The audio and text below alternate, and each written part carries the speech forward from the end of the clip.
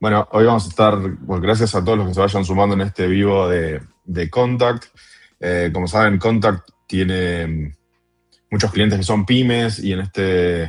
estas semanas hay un poco de convulsión en los términos laborales aquí en Argentina por la reforma laboral que se hizo con la ley 27.802 y también un recurso de amparo que se presentó en la justicia respecto a ciertos artículos. Y por suerte hoy tenemos el placer de compartir este webinar con un profesional de una enorme trayectoria, lleva más de 20 años de carrera de abogado, es un abogado laboral senior en Meyer Remiro Cambiaso Ciaroni, creo que dije bien el nombre del estudio, y cuenta con una experiencia extremadamente sólida en derecho colectivo e individual, y va a estar ayudándonos a entender un poco la afectación de la práctica que tiene particularmente este recurso de amparo impuesto en la justicia. Quiero dar la bienvenida a Carlos Barbieris. Carlos, buenos días, ¿cómo estás? ¿Qué tal? Muy buenos días para todos. Buenos días, Fede. Buenos días, Caro. A todos los chicos de Contact, les agradezco mucho por esta invitación para poder participar de este webinar sumamente de interés actual, general, para todos. Así que es un placer para mí poder acompañarlos en la mañana de hoy. Bien, bueno,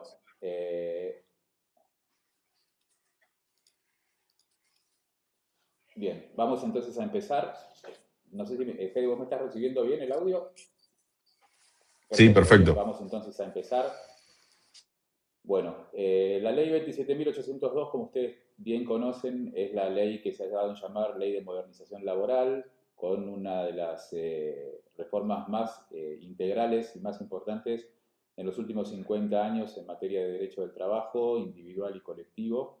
con una afectación directa en el día a día de los recursos humanos y, por supuesto, también del aspecto judicial de los reclamos laborales, que tiene una gran incidencia también en temas de previsión, en temas financieros, en temas económicos para las compañías, tanto para las pymes como para las grandes organizaciones. La intención de la charla de hoy es, de alguna manera, incorporar la información más reciente que ha surgido con respecto a la aplicación de esta ley 27.802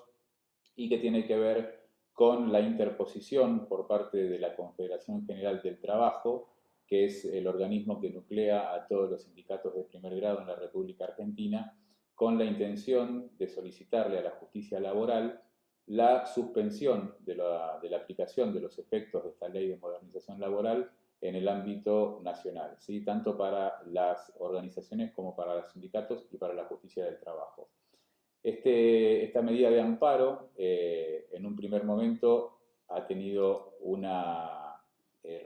recepción favorable por parte de la justicia del trabajo y entonces esto ha generado una serie de efectos inmediatos en la aplicación de la ley, que es un poco lo que necesitamos conocer para saber en la aplicación práctica qué tipo de consecuencia trae aparejado, ¿no? Entonces lo que vamos a ver hoy va a ser los efectos prácticos del amparo, qué significa, qué es lo que está suspendido, cómo hay que reaccionar frente a la suspensión y cuáles son las expectativas de aquí en adelante para la resolución de esta medida cautelar y de la cuestión de fondo que tiene que ver con lo que es la ley en sí, la aplicación, su constitucionalidad y su efecto en las relaciones individuales y colectivas de trabajo. Por otro lado, con relación al tema de los cambios que se implementan a partir de la entrada en vigencia de la ley, si estos cambios se han mantenido vigentes a pesar de esta suspensión a partir del amparo, o si esto ha generado que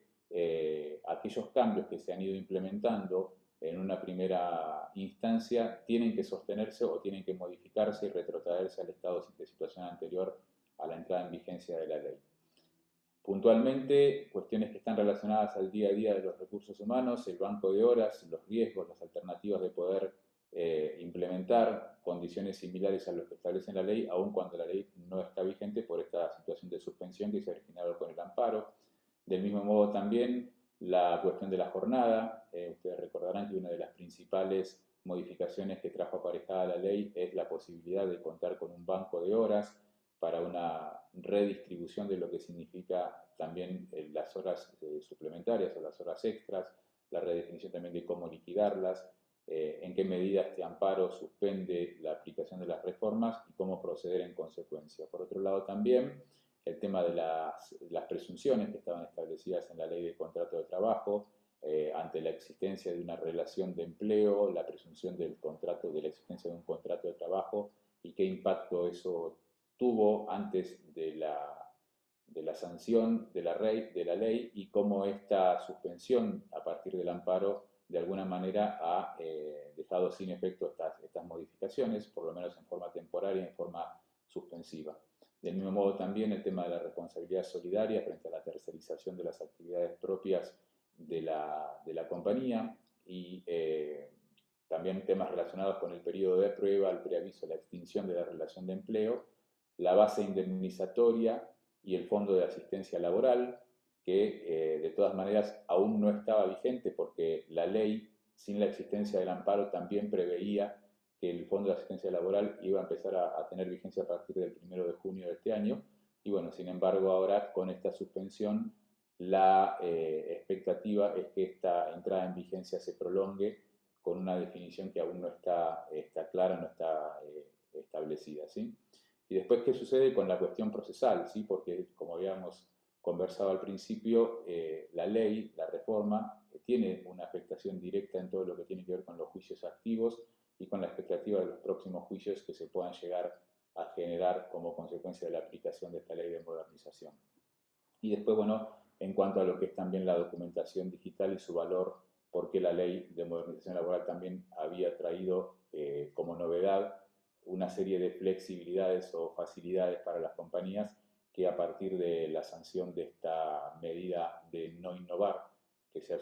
originado en el expediente del amparo, ha quedado también suspendida, por lo menos hasta que se resuelva la cuestión de fondo, ¿sí? Empezamos entonces.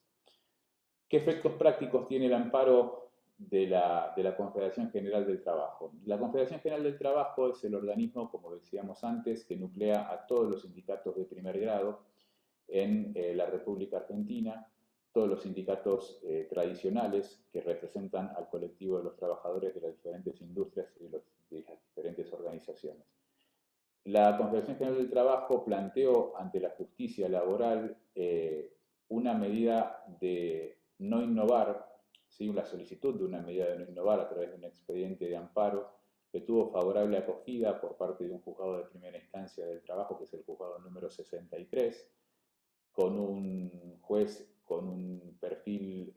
progresista, de alguna manera uno de los íconos, ¿sí? de lo que uno puede llegar a calificar como justicia pro trabajadora. Y entonces el objetivo de la Confederación General del Trabajo fue justamente que a partir de la intervención de un juez de primera instancia de estas características se suspendiera en todo el territorio nacional la aplicación práctica de la Ley de Modernización Laboral. Esta medida de no innovar que dictó el juzgado número 63 el día 30 la entrada en vigencia de la ley fue el día 30 de marzo de 2026, la medida cautelar fue dictada el día 6 de abril de 2026 y dejó sin efecto,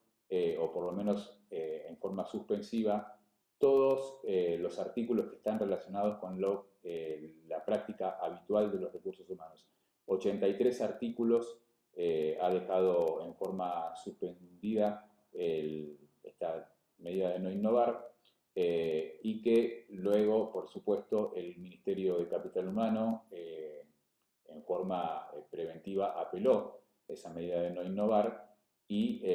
además la Justicia Contencioso Administrativa Federal solicitó a través de una medida procesal de inhibitoria al juzgado laboral que transmitiera todas las actuaciones a ese fuero, al Fuero Contencioso Federal, para la resolución por entender que carecía la Justicia Nacional del Trabajo de la potestad o de la competencia para poder resolver una materia de alcance nacional.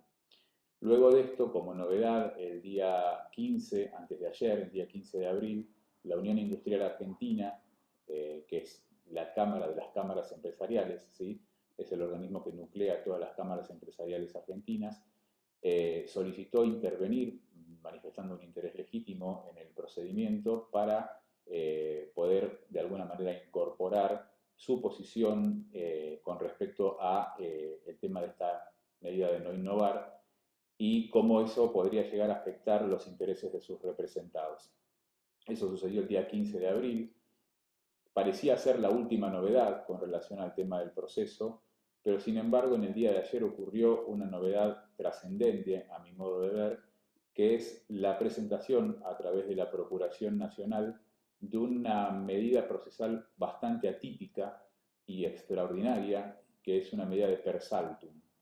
con el objetivo de que la Corte Suprema de Justicia de la Nación intervenga en forma directa para la resolución de la petición de generar que la ley, hasta tanto se resuelva el fondo del asunto, es decir, hasta tanto tenga definición absoluta la constitucionalidad o no de su aplicación, la ley se mantuviera vigente. Es decir, modificar el criterio que utilizó el juez de primera instancia. El juez de primera instancia dijo, hasta que no se resuelva el fondo de la constitucionalidad o no de la ley, mantenerla en forma suspendida. Sin embargo, este remedio procesal atípico y extraordinario que utiliza la Procuración del Tesoro de la Nación busca justamente el efecto contrario, que hasta tanto se resuelva la situación de fondo, la ley se mantenga vigente. Por el momento no hay expectativa de una resolución en ningún sentido, pero bueno, lo cierto, y más allá de los tecnicismos procesales, lo cierto es que al día de hoy, en este momento en el que estamos conversando, la ley en estos 82 artículos está suspendida. Por lo tanto, todas las decisiones o la aplicación práctica que sobre la ley se hizo desde la entrada en vigencia de la norma hasta el día de hoy, tienen que mantenerse en suspenso, ¿sí? Porque el efecto de la medida justamente de cautelar de no innovar significa que todo aquello que modificara la situación de hecho anterior a la entrada en vigencia de la ley tiene que mantenerse sin efecto. Entonces, ¿cuál es la postura que nosotros recomendamos mientras no haya una resolución sobre el fondo? No aplicar, por supuesto, la ley de modernización laboral, porque eso implicaría la asunción de un riesgo y una decisión absolutamente contingente para las compañías, lo cual significaría seguramente una mayor litigiosidad y la posibilidad de sufrir luego una serie de sanciones, ya sea desde el punto de vista económico o procesal, en determinadas acciones que puedan llegar a generar tanto los trabajadores en forma individual como su representación colectiva. La única excepción a esta idea es que de los 83 artículos que la medida de no innovar afectó, solo uno el juez retrotrajo su decisión y es aquel que tiene que ver con la aplicación de los intereses en materia judicial. La actualización de los juicios por el índice de precios al consumidor más un 3% de interés puro anual es la única decisión que en su momento el mismo juez de primera instancia había suspendido y que luego retrotrajo dándole vigencia. Es decir, de todos los artículos que fueron suspendidos, solo este de la aplicación de los intereses fue retrotraído y se encuentra actualmente vigente. Que de hecho era un criterio que las salas de la Cámara Nacional de Apelaciones del Trabajo ya venían aplicando incluso antes de la sanción de la ley, ¿sí? Y en aquellos artículos que no fueron suspendidos, hay que verificar si se tomó algún tipo de decisión en algún sentido su vigencia. A modo de síntesis les puedo decir que cualquier modificación sustancial en cualquiera de las relaciones individuales de trabajo con cada uno de los trabajadores o en forma general tiene que ser tomada sobre la base de la ley anterior y no sobre la base de la ley de modernización laboral, ¿sí? Bien, pasamos entonces a ver cómo tienen que funcionar estos cambios. La regla es que, como les decía recién, esos cambios, en caso de que se hubiesen aplicado, tienen que retrotraerse, porque esto puede llegar a generar la posibilidad de que los trabajadores afectados por estas medidas tomadas por la empresa pudieran invocar esto como un abuso del ius variandi, abuso del cambio, de la facultad de cambio, la facultad de organización del trabajo que tienen las compañías, y en consecuencia solicitarle a la empresa, del mismo modo que lo autorizaba la ley anterior, la inmediata reinstalación de las condiciones previas o incluso la posibilidad de considerar esto como una injuria grave con una posibilidad de un despido indirecto y una responsabilidad indemnizatoria. Por ejemplo, una de las condiciones que se vino, de acuerdo a la experiencia, a los contactos que hemos tenido con distintas compañías, una de las cuestiones que se estuvo modificando o intentando modificar es el tema de las nuevas remuneraciones dinámicas atadas a desempeño, cuestiones variables que no estaban incluidas en los convenios colectivos de trabajo, y ese tipo de condiciones que afectaron el salario de los trabajadores tienen que mantenerse sin efecto hasta tanto se resuelva la cuestión de fondo y hasta tanto se le dé o no viabilidad a las modificaciones de la Ley de Modernización Laboral. Otra de las excepciones, mínimas excepciones, que tienen que ver con esta cuestión de la suspensión, porque nos han consultado con respecto al tema del periodo de prueba. Ustedes recordarán que el periodo de prueba tradicional que estaba establecido en la Ley 20.744, la Ley de Contrato de Trabajo, era de 3 meses. Luego esto fue ampliado, pero no fue ampliado por la última ley, la Ley de Modernización, sino que fue ampliado por la Ley Bases, es decir, la Ley 27.742, que lo llevó a 6 meses al periodo de prueba general, con algunos matices con respecto a diferentes tipos de empresas en las cuales incluso se podía llegar a ampliar. Pero lo cierto es que esta ley la ley Bases, la ley 27.742, estableció un periodo de prueba de 6 meses. Ese periodo de prueba de 6 meses se mantiene vigente, ¿sí? No ha habido modificaciones en cuanto a la extensión temporaria de ese periodo de prueba. El hecho de encontrarse suspendida la ley 27.802, que es la ley de modernización laboral, no implica que el periodo de prueba haya vuelto a ser de 3 meses. El periodo de prueba se mantiene de 6 meses, pero no por la aplicación de esta última reforma, sino por la aplicación de la reforma anterior. Esto es clave, es importante, es muy determinante tenerlo en cuenta para las nuevas incorporaciones de personal que, por supuesto, tienen una diferencia sustancial en cuanto a la extensión temporal de este concepto, ¿no? Del periodo de prueba. Recordarán, el periodo de prueba significa todo aquello que se incorpore como recurso humano a la compañía durante los primeros 6 meses. Tiene la posibilidad que en caso de que no logre superar los estándares esperados, se puede llegar a generar una desvinculación sin responsabilidad indemnizatoria y sin necesidad de invocar ninguna otra causa más allá de la cuestión temporal. Entonces, recomendamos hacer una auditoría interna de cualquier posible modificación que se haya operado sobre la relación individual de trabajo o colectiva para determinar si esto tiene que retrotraerse o no. En general, la situación de la suspensión de la modificación de la ley genera esta obligación. Después, bueno, por supuesto, si cualquier cambio que se hubiese practicado fuese favorable a los trabajadores, desde ya que esa condición no debe retrotraerse, porque obviamente no va a haber ningún tipo de resistencia de parte del trabajador, ni tampoco de su representación. Por lo tanto, si el cambio que se aplicó genera un beneficio superior al que venía siendo devengado por el trabajador, por supuesto que esa condición se tiene que mantener. Bueno, vamos entonces a la próxima filmina, el tema de los bancos de horas. Ustedes recordarán que la Ley de Modernización Laboral, actualmente suspendida en este punto, generó la posibilidad de que, sobre todo para las empresas que tienen situaciones estacionales, que requieren mayor flujo de trabajo, pueda llegar a generar la posibilidad de que un trabajador cuya jornada habitual de trabajo era de 8 horas diarias o 48 horas semanales, pudiera trabajar mayor cantidad de horas durante una jornada y eso generarle un crédito horario para que en cualquier otro día de esa semana o de la semana siguiente pudiera tener una jornada de menor cantidad de carga horaria. Este concepto del banco de horas, con la suspensión de la entrada en vigencia de la Ley de Modernización Laboral, se mantiene en stand-by, está suspendido. Por lo tanto, si hubiese algún incremento horario de la jornada habitual del trabajador que superara las 8 horas diarias o las 48 horas semanales, tiene que ser remunerado como hora extraordinaria. Es decir, mientras no se resuelva la cuestión de la viabilidad de la Ley de Modernización Laboral, a diferencia de lo que sucedía antes del dictado de esta medida en el amparo, actualmente esto tiene que ser remunerado como hora extraordinaria, tal como era antes de la reforma, ¿sí? Entonces,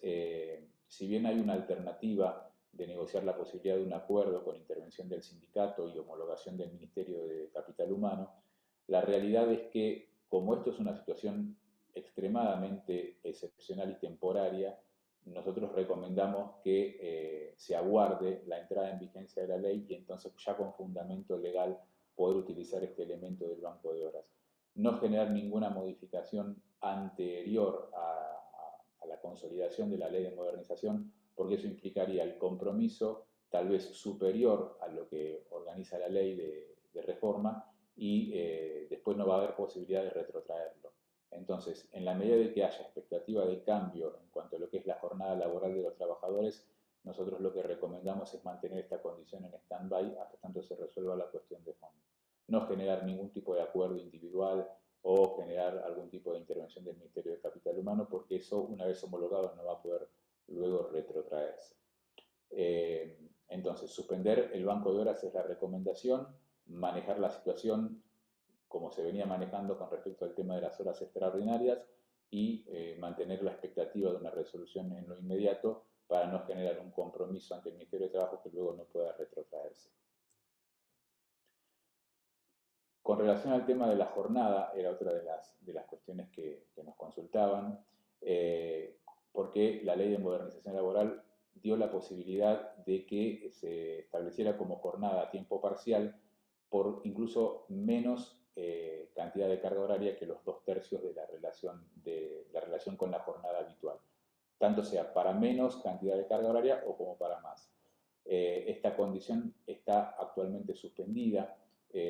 por lo tanto se aplica con respecto a la jornada parcial la imposibilidad de generar horas extraordinarias, es decir, el régimen de trabajo de la jornada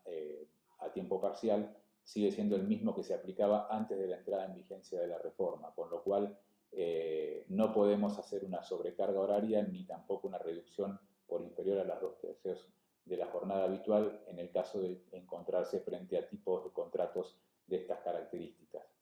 Eso tiene que ver también con un impacto en cuanto a lo que es la liquidación de los salarios correspondientes a los meses de marzo y abril de 2026. La jornada a tiempo parcial se tiene que liquidar tal como se venía liquidando antes de la entrada en vigencia de la ley, y en caso de que se superaran las jornadas habituales, como mencionaba en la anterior filmina, tienen que ser liquidadas por horas extraordinarias al 50 o al 100% según sea el momento de la realización de sus funciones. La presunción de la existencia del contrato de trabajo. La ley de modernización laboral trajo como novedad la posibilidad de que esa presunción que está establecida en el artículo 23 de la ley de contrato de trabajo original fuese tomada en cuenta solo en aquellos casos en que hubiese algún tipo de indicio definitivo de existencia de un vínculo laboral. ¿Sí? Antes de la entrada en vigencia de la ley de modernización laboral, existía la posibilidad de que frente a cualquier indicio, por mínimo que sea, una contratación independiente o, mejor dicho, que estuviese reflejada en una facturación correlativa, iba a generar de por sí la existencia de un contrato de trabajo. La ley de modernización laboral reducía de alguna manera el impacto de esta presunción porque excluía las cuestiones de facturación o pagos bancarios como un indicio clarificador de una relación de empleo. Como se ha suspendido esta situación en la ley de la ley de modernización laboral a partir de la sanción de esta medida de no innovar por parte de la justicia del trabajo, vuelve la presunción amplia de la ley de contrato de trabajo anterior, entonces cualquier condición que pudiera determinar la existencia de una relación de empleo va a presumir el vínculo laboral sin perjuicio de que se trate de una relación independiente. Entonces, para definir sintéticamente esta condición, hay que tratar por todos los medios de evitar, ¿sí?, cualquier tipo de incidencia que pueda llegar a presumir la existencia de un contrato de trabajo, porque como se está manteniendo vigente la presunción amplia de la ley anterior, cualquier tipo de manifestación de relación de empleo va a generar la presunción de existencia del contrato de trabajo. Esta es una condición sumamente importante porque la Ley de Modernización Laboral trajo una herramienta para intentar reducir esa exposición a riesgo para las compañías, y al encontrarse suspendida esta condición, la presunción vuelve a ser de carácter general y amplio, ¿sí? Entonces, las locaciones de servicios, las locaciones de obra que habían quedado excluidas de la calificación de un contrato de trabajo vuelven a tener el mismo riesgo de incidencia de una posible presunción. Entonces, generar ya sea condiciones de horario, condiciones de prestación territorial del trabajo, puede llegar a generar inmediatamente como consecuencia la existencia de un contrato de trabajo, aun cuando no lo fuera. Responsabilidad solidaria con el tema de la contratación de ciertas actividades que pueden llegar a ser vinculadas a la actividad principal de la compañía. Ustedes recordarán que en caso de contratar actividades, aunque sean complementarias o suplementarias de la actividad principal de la empresa, esto generaba una responsabilidad solidaria, ¿sí?, entre la empresa usuaria y la empresa contratada. Esto es el régimen habitual de la Ley de Contrato de Trabajo antes de la reforma, antes de la Ley de Modernización Laboral. La Ley de Modernización Laboral trajo como herramienta favorable para las compañías que solo esto iba a ser aplicable en casos de que existiera algún tipo de fraude, de situación fraudulenta, en perjuicio ya sea del trabajador o de los organismos de recaudación. Tenía que ser una situación sumamente clara y documentada de la existencia de un fraude para condenar en forma solidaria a las dos compañías. Una herramienta realmente favorable para las organizaciones, que la sanción de esta medida de no innovar a partir del amparo presentado por la Confederación General de Trabajo ha estado también suspendida. Por lo tanto, actualmente cualquier tipo de situación de contratación o de subcontratación de las actividades que puedan llegar a ser relacionadas con la actividad principal de la empresa o con actividades complementarias o suplementarias, al día de hoy puede llegar a generar una responsabilidad de carácter solidario para las dos compañías, ¿sí? Esto tiene un impacto directo, ¿sí?, contra las organizaciones, porque por supuesto cualquier situación de subcontratación sigue manteniendo al día de hoy la posibilidad de una responsabilidad solidaria si no se ejercen los mecanismos de control suficientes para determinar que la empresa contratada tenga su personal en situación regular o de alguna manera tenga todo su personal bajo una órbita de contratación,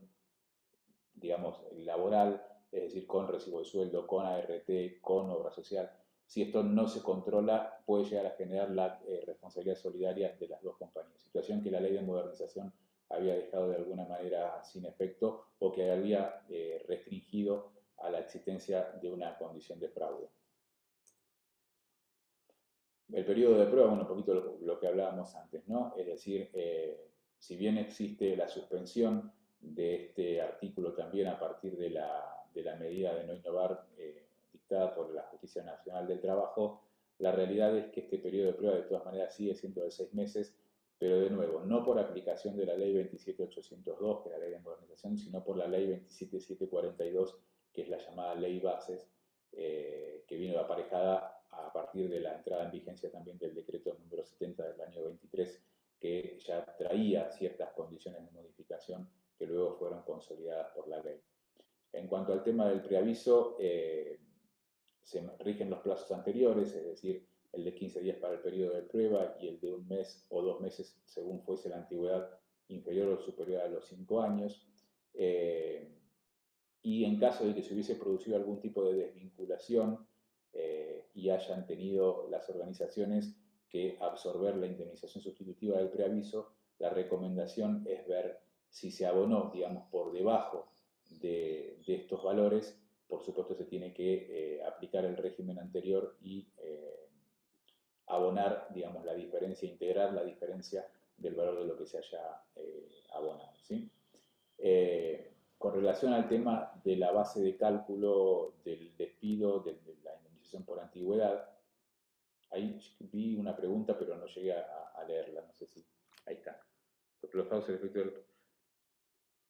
Bueno, en realidad se debe aplicar con relación al personal rural el mismo régimen que se venía aplicando antes de la ley de modernización, es decir, se ha suspendido toda reforma que tenga que ver con la cuestión del trabajo agrario, ¿sí? Entonces,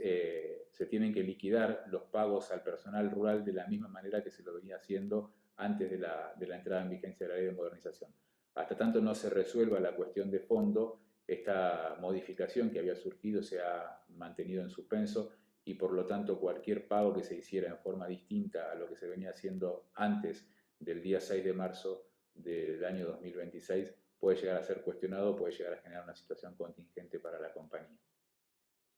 Vuelvo entonces al artículo 245. Ustedes recordarán que la ley de contrato de trabajo, en su versión anterior a la reforma, establecía que el concepto a abonar era de 1 mes de sueldo por cada año de trabajo efectivamente realizado o periodo superior a los 3 meses. La ley de modernización laboral, sin modificar este concepto, lo que sí había modificado era cuáles son los conceptos que tienen que incluirse dentro de la base de cálculo. Es decir,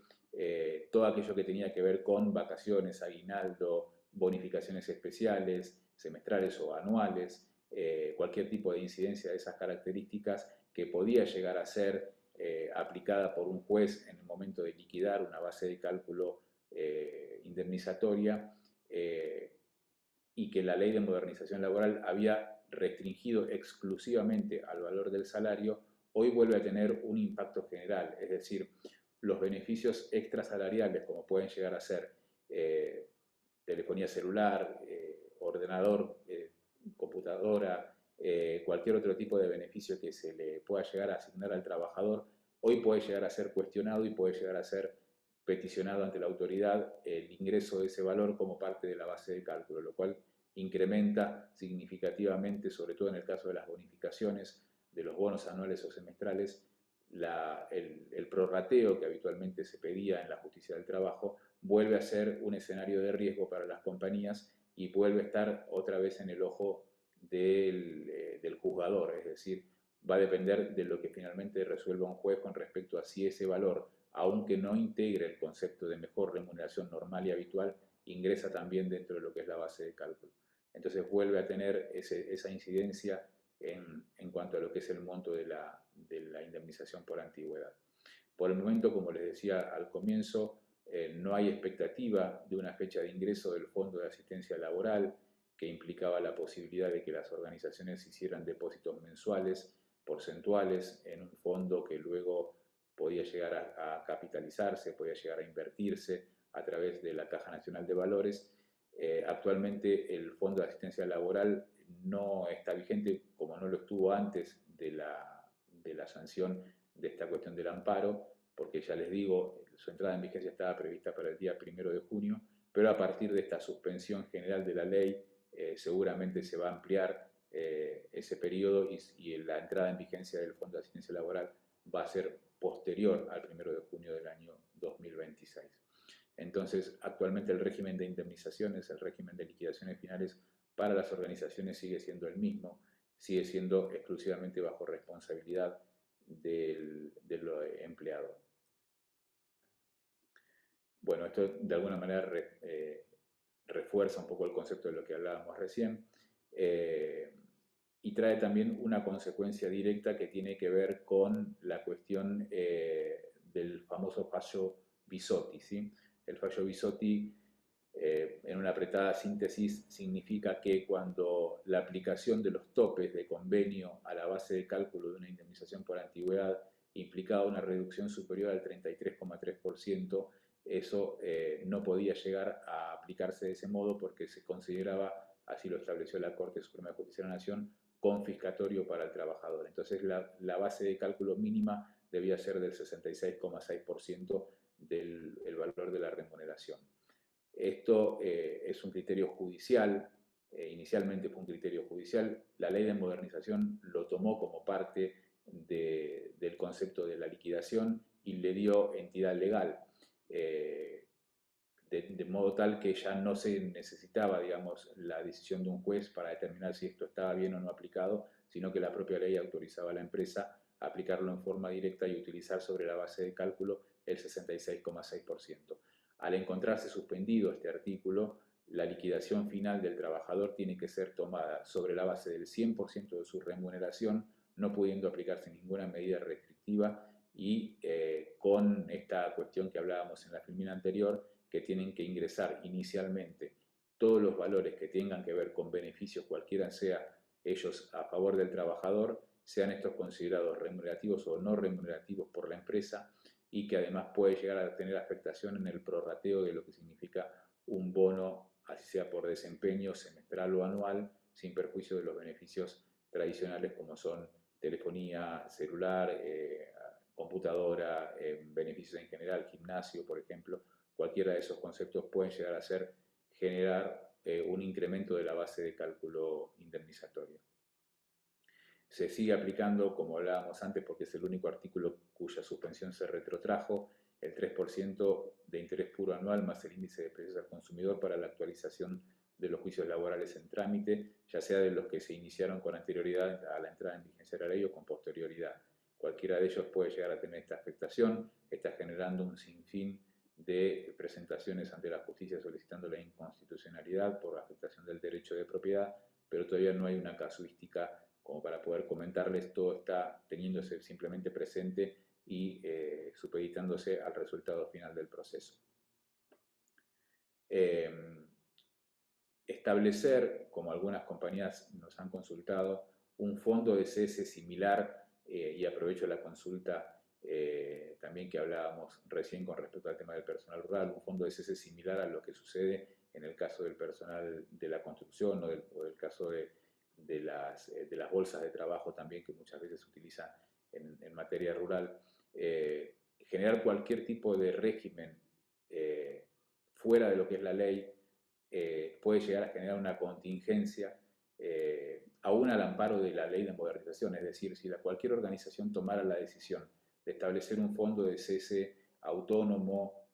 al amparo de que finalmente esto va a suceder,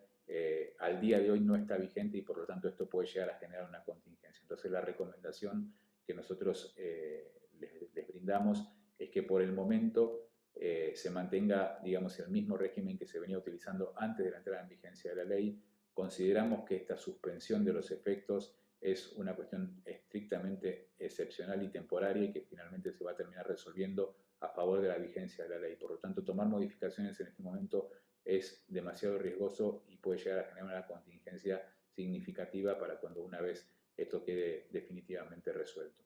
Entonces,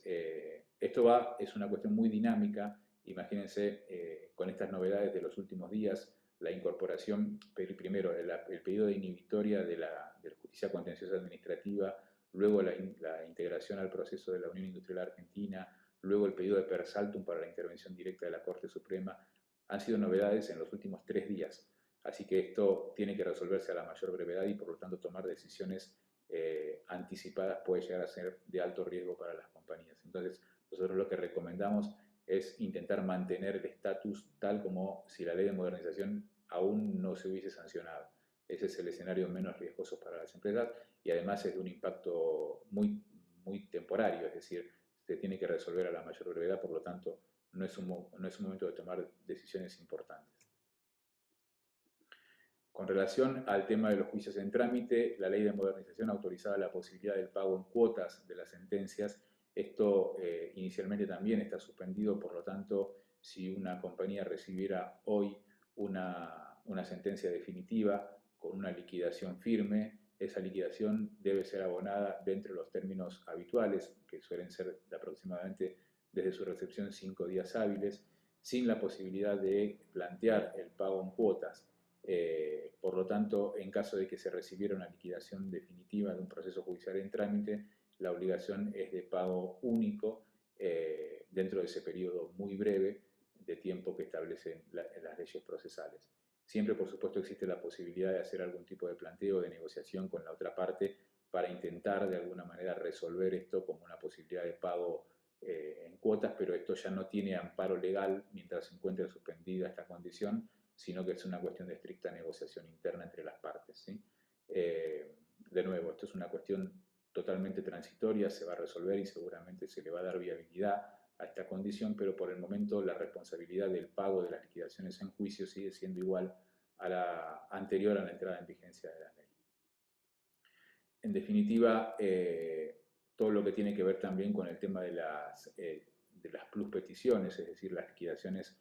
sobredimensionadas, abultadas y demás, que a partir de la entrada en vigencia de esta ley que hoy está suspendida, generaba la responsabilidad solidaria entre el trabajador y su representación letrada, también se encuentra suspendida, por lo tanto, la expectativa inmediata es que si existiera algún tipo de demanda nueva de alguno de los trabajadores que recientemente se hubiese desvinculado de la compañía, lo más probable es que esas liquidaciones sigan siendo sobredimensionadas, abultadas y demás, sin perjuicio de que eso luego pueda llegar a generar algún tipo de responsabilidad en caso de que la ley vuelva a estar plenamente vigente, como desde mi punto de vista va a suceder. Entonces, esto es una situación, de nuevo, es una situación absolutamente temporaria que merece que no se tomen modificaciones significativas tanto en las relaciones individuales cuanto colectivas de trabajo, por lo menos por los próximos tiempos. Bueno, este es un poco el contenido que aborda las preguntas que nos han llegado antes del día de hoy con respecto a cómo impacta el amparo, cómo es la expectativa de resolución, digamos, las medidas que se han tomado antes del día de la fecha con respecto a la ley y en cuanto a su aplicación práctica y su vigencia. La expectativa, un poquito que tiene que ver con cuál es la idea que nosotros podemos llegar a tener acerca de los próximos pasos. Como les decía, mi impresión es que esto, a partir de este pedido de per saltum que la Procuración del Tesoro de la Nación ingresó en el día de ayer, va a generar la remisión inmediata de las actuaciones a la Corte Suprema de Justicia de la Nación, y como esto tiene un interés general y además un interés nacional, seguramente la resolución la vamos a tener en los próximos días, dándole plenamente vigencia a la ley y retrotrayendo las herramientas que la ley de modernización genera a favor de las organizaciones. Así que el día de hoy, 17 de abril, no es un buen momento para tomar decisiones al amparo de lo que puede llegar a haber sido la ley, en tanto y en cuanto no se defina su situación de fondo. Bueno, cualquier consulta que quieran hacernos, por supuesto, intentaremos resolverlo, intentaremos darles alguna herramienta también como para poder apoyarlos en el día a día. Buenísimo. Gracias. Gracias, Carlos, por la explicación, por las respuestas a estas 10 preguntas que hemos tenido de diferentes clientes en estos días. La verdad que es algo que está sucediendo de una manera extremadamente dinámica. Día a día hay noticias nuevas, hay movimientos, hay jugadas. Parece quizás algo bastante ajedrecístico esto de cómo va a terminar impactando efectivamente y en la realidad de todas las empresas argentinas la reforma laboral. Así que vamos a estar ampliando este tema, probablemente en redes sociales, vamos a estar trabajando también con distintos videos donde vamos a seguir explicando este asunto y, por qué no, algún otro vivo que nos permita acercarles y ponernos más en práctica y en lenguaje más cotidiano, si quieren, todas las modificaciones que van sucediendo y cómo va impactando eso en el día a día de sus empresas. De nuevo, muchísimas gracias, Carlos, por haber participado y haber contestar cada una de las preguntas, incluso la que hizo Daniel. Al contrario, gracias a ustedes. Y simplemente para una reflexión final, Fede, si me permitís, lamentablemente el acceso, digo, al expediente judicial del amparo, que es indispensable para el conocimiento de los detalles y de las novedades, está restringido, ¿sí? Está restringido solo a las partes, por lo tanto, por ahí es difícil conseguir la información de primera mano y uno tiene que basarse muchas veces en opiniones o cuestiones periodísticas que siempre sabemos que pueden llegar a tener algún tipo de sesgo. Entonces, lo que recomendamos es el abordaje profesional, la consulta, la participación. Recomendamos la participación en este tipo de encuentros, en este tipo de eventos, por supuesto, para conocer de primera mano y sin ese sesgo periodístico que uno puede llegar a tener, las novedades que van surgiendo, porque esto obviamente tiene impacto directo en el día a día, ¿no? Así que bueno, muchas gracias Fede, muchas gracias Caro, muchas gracias a todos quienes hayan intervenido en este webinar. Y bueno, a disposición para seguir conversando con este tema, con cualquier otro que nos convoque. Genial, buenísimo Carlos, muchísimas gracias. Bueno, les mandamos un saludo a todos, les pedimos disculpas por los inconvenientes técnicos del principio, fue nuestro primer webinar sobre estos asuntos, prometemos que para la próxima vamos a mejorar esos detalles. Les mandamos un saludo muy grande y gracias por haber estado conectados. Adiós.